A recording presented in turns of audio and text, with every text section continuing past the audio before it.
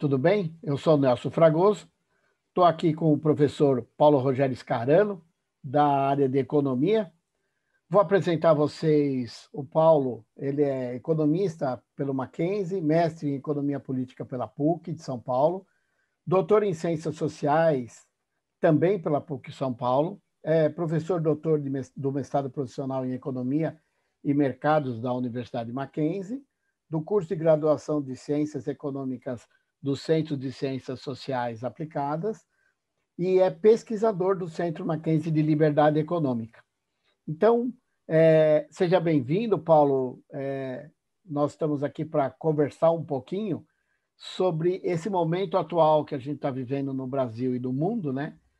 E entender um pouco, já que a sua experiência na área de economia é vasta, que impacto que você já percebeu, né, que vocês estão percebendo na economia do Brasil, na macroeconomia atual, e que perspectivas que você percebe que é uma projeção que se faz a médio prazo, já que a gente sabe que esse processo todo deve se estender até 2022, no mínimo, né? Então, como é que você enxerga tudo isso? Seja bem-vindo, Paulo. A palavra é sua. Obrigado, Nelson. Bem, assim, a gente está vivendo o momento, né? Então, acho que a primeira coisa que eu preciso falar a respeito é que, assim, é muito difícil você montar uma previsão dentro de um cenário completamente atípico, né? A gente não tem nada parecido em cerca de 100 anos, né? E onde você não tem os dados consolidados ainda, uma parte dos dados ainda estão sendo produzidos, uma parte das pesquisas está coletando informações por telefone, a metodologia experimental, então a gente consegue, no calor do momento, pensar em alguns cenários importantes, né? E aí, acho que vamos olhar para o Brasil, vamos olhar para São Paulo e pensar como isso impacta, né? A gente gostaria muito de acreditar que, passada a pandemia, aliás, tem gente até que se comporta como ela já tivesse acabado, né? A gente voltaria à normalidade, né? Eu receio que existam desafios importantes aí para a gente encarar, né? Então, quais são esses desafios e como isso nos afeta, né? Então, do ponto de vista macroeconômico, como é que o Brasil enfrentou a pandemia, né? Já se sabia de antemão que uma parcela significativa das pessoas acabaria perdendo emprego, perdendo renda, né? E realmente a queda de emprego, a queda de renda foi muito significativa, principalmente das pessoas que já não eram empregadas formalmente, ou seja, dependiam de trabalhos informais, né? E para enfrentar esse momento, se estabeleceu um auxílio emergencial, esse auxílio emergencial de R$ 600, que teve um impacto enorme sobre as contas públicas, tá? E num país que é extremamente desigual. Eu quero voltar a essa questão da desigualdade, porque tem um ponto que eu acho que vale a pena a gente explorar, que tem a ver com o nosso setor, que é o setor de educação, na sequência, né? Bom, então, quando você tem um impacto enorme nas contas públicas, ali por conta desse auxílio emergencial, contas públicas que já não estavam muito em ordem, né? A gente já tinha déficits primários, já tínhamos uma relação dívida-PIB bem elevada, né? Esse impacto vai diretamente para as projeções da relação dívida-PIB para os próximos anos, né? E a gente deve chegar ao final do ano com relação dívida-PIB beirando o 100%. Mais de 90% de relação dívida-PIB, o que é bastante, né? É bastante, sobretudo, quando a gente tem prazos de vencimento dessa dívida muito curtos, né? Então, qual que é o problema disso, né? O problema disso é que o governo tem mais ou menos, sei lá, 1/3 do PIB para renegociar cada ano, mais ou menos. Então, essa é uma grande encrenca, né?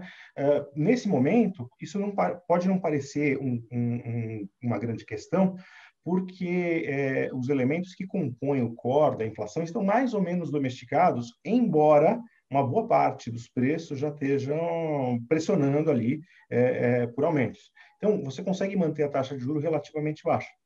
Quando você começa a recuperar a atividade econômica, que não significa necessariamente recuperar o nível de emprego das pessoas, tá?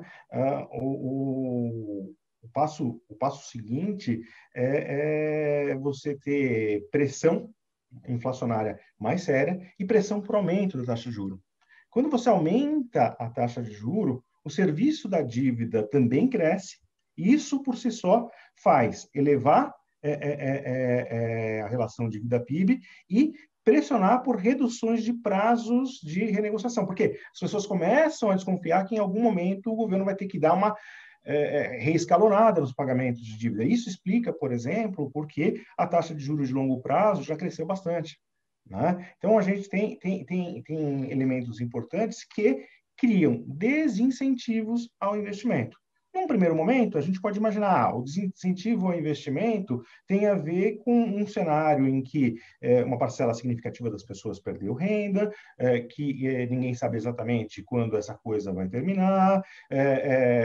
Também você tem aumento da taxa de câmbio, tem uma série de coisas que estão acontecendo. Então, isso cria incertezas, você pode falar, acho que são as incertezas decorrentes da própria pandemia que estão gerando redução do nível de investimento. Mas quando você olha que a taxa de juros de longo prazo, a taxa básica, né, a taxa mais básica, começa a apontar para cima, o próprio juro desincentiva o investimento produtivo. Por quê? Porque fica mais caro tomar recurso emprestado para investir. Né? No mais a mais, a gente tem uma série de reformas que não são fáceis de serem tocadas, já não eram fáceis antes da pandemia, né? E isso acho que é bastante claro, né? A gente está no segundo ano de um novo governo, né?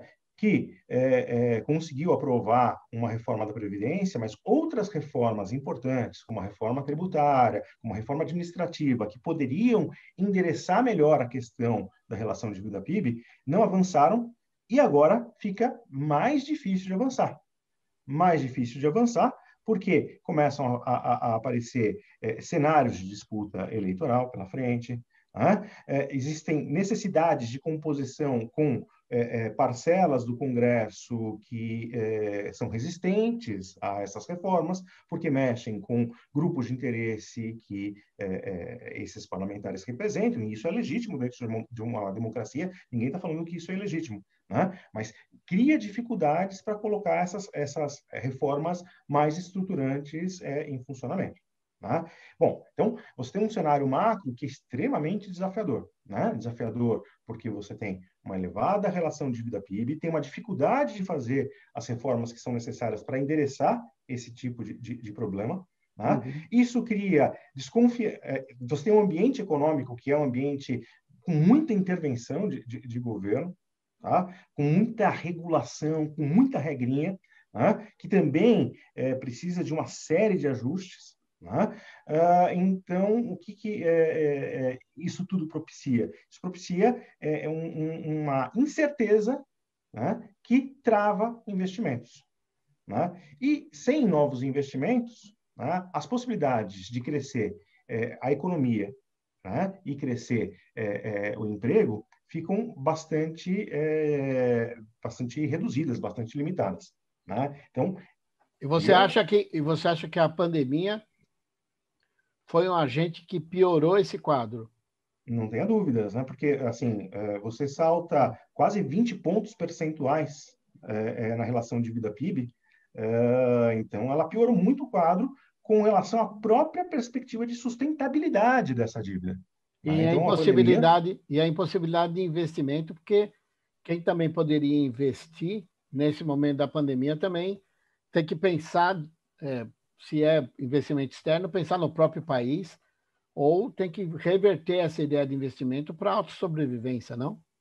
Eu tenho a impressão que o indivíduo que investe, ele está pensando, sobretudo, não na bandeira do país dele, mas no retorno que ele vai ter sobre o investimento. Uhum. O problema é que o cenário com retorno de investimento adequado no Brasil já não é tão favorável. Então, para investimento, essa é uma dificuldade, porque você tem um ambiente econômico muito regulado, muito restritivo, né?